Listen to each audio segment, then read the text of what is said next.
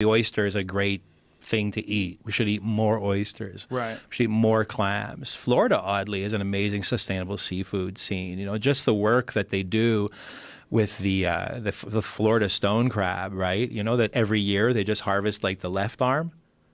And they put the crab back. And the next year it's the right arm. And they put the crab back. Really? Yeah, it's a brilliant fishing industry. You know? They well, don't kill the animal. The claw grows back.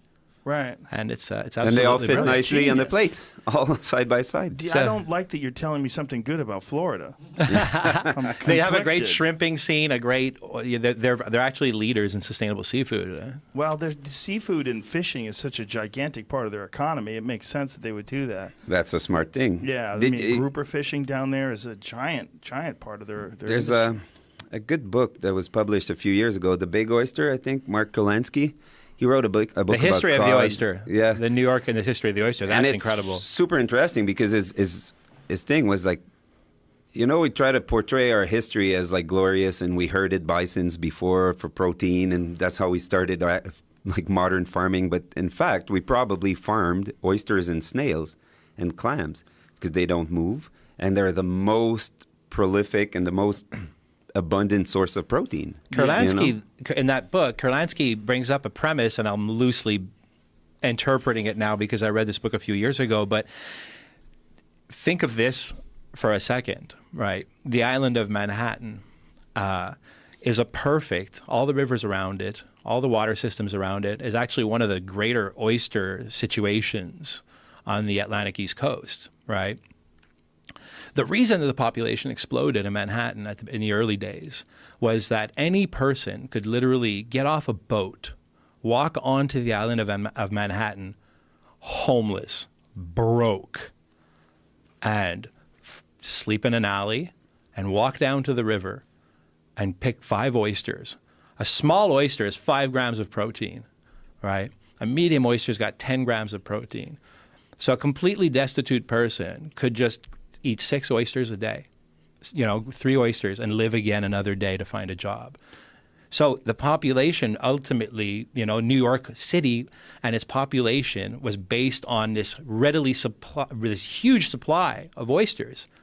Wow. Yeah. There was a free, available source of protein that will make you live another 24 hours.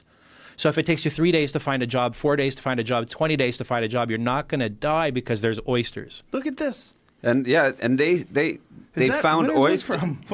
What is this from? Harlem River oyster. Oh, this is incredible. Yeah. There's actual islands that they thought were like geological formation that are made of oyster shells. This layers and layers of oyster shells. The article that Jamie put up is from Thrillist. Is that what it's from? Yeah. Pull up to the top so I can tell people what the name of it is. Why oysters are ridiculously important to the history of New York City. And it's just showing all these ancient photos of mounds of oyster shells. And there's an amazing program today. Some of the areas, they take these giant cages. One oyster, if I'm correct, filters 4 metric tons of water per day. From what I understand, I might be wrong with my math. So take this, for instance, a caged box of thousands of oysters. There it is. There's the math. A single oyster can filter about 30 to 50 gallons of water every day. Loose math. And in case you haven't noticed, New York's waterways aren't exactly the cleanest. The folks behind the Billion Oyster Project are trying to change that by recycling shells from the partnering restaurants and getting them back in the water to build oyster reefs. The goal is to add 1 billion oysters to the water by 2035. So far, they've restored 1 acre. 1.5 acres of reefs. Well, don't say 1.05, bitch. You got an acre.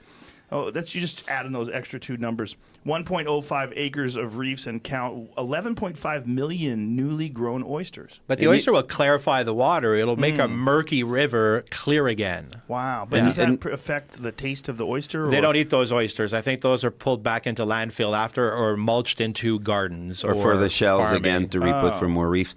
But the oyster is interesting. It doesn't move, right? An oyster, it opens its shells to feed. Showing how they do it. This is incredible. And the oyster, that the oyster it will change gender according to the density of the population. So it'll go from male to female in order to balance the population. Look at that water. That's incredible. We're watching a video where the oyster recovery. What does it say? It was a time lapse of it. Oh, sorry.